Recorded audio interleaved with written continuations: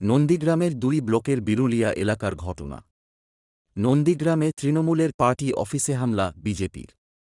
তৃণমূলের ঠেমক পার্টি অফিসে তালা ঝুলিয়ে মুখ্যমন্ত্রীর কুশপুতুল জ্বালিয়ে বিক্ষোভ বিজেপির কর্মী সমর্থকদের।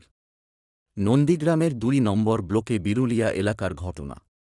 তৃণমূলের অভিযোগ বিজেপি জোর করে পার্টি অফিসে তালা ঝুলিয়ে বুঝিয়ে দিল এলাকায় গণতন্ত্র থাকবে না। বেঙ্গালুরুর ক্যাফে বিস্ফোরণ কাণ্ডে শুক্রবার পূর্ব মেদিনীপুর মেদিনীপুর থেকে ২ সন্দেহভাজন জঙ্গিকে গ্রেপ্তার করে এনআইএ ও রাজ্য পুলিশের যৌথ বাহিনী। সেই ঘটনার রেশ ধরে ডাবগ্রাম ফুলবাড়ির জাবরাভিটায় জনসভা থেকে মুখ্যমন্ত্রী মমতা বন্দ্যোপাধ্যায় মমতা ব্যানার্জি বলেন, ওই দুজন ধরা পড়েছে গদ্দারদের জায়গা থেকে। তারপরেই মেদিনীপুর নিয়ে মুখ্যমন্ত্রীর মন্তব্য নিয়ে বিক্ষোভ দেখাতে থাকেন বিজেপি কর্মীরা। তৃণমূল কংগ্রেসের নেতা কর্মীরা সাধারণত গদ্দার বলে শুভেন্দু অধিকারীকে বিঁধে থাকেন।